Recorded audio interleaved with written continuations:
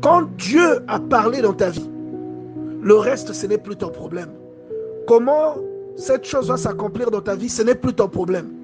Parce que ça ne dépend plus de toi. Lui, il a parlé. Il a parlé. Dieu ne vous appelle pas par rapport à ce que vous voyez en vous. Dieu vous appelle en fonction de ce qu'il a déposé en vous. Et c'est Dieu qui sait ce qu'il a mis en vous. C'est lui qui connaît vos limites.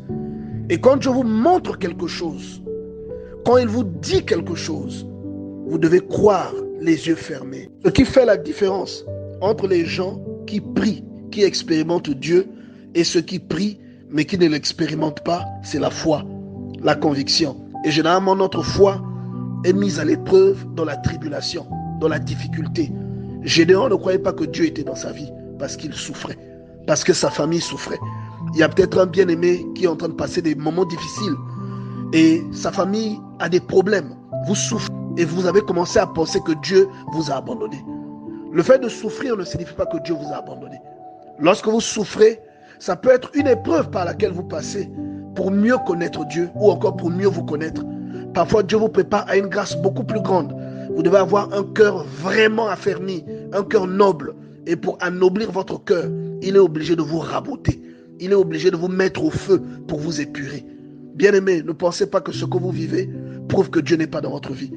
Regarde la foi de cet homme. Il n'est même pas sûr qu'il aura un enfant qui va hériter de ses biens.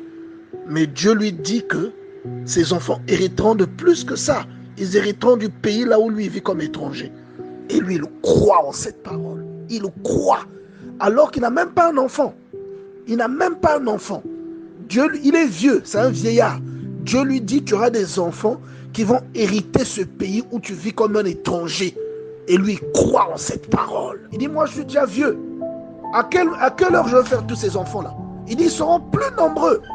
De sorte que si tu peux compter les étoiles, on pourra compter tes enfants. Et il lui dit qu'ils posséderont ce pays. Ça sera chez eux, alors que lui, il est étranger. Et malgré les challenges, Abraham a cru cette parole.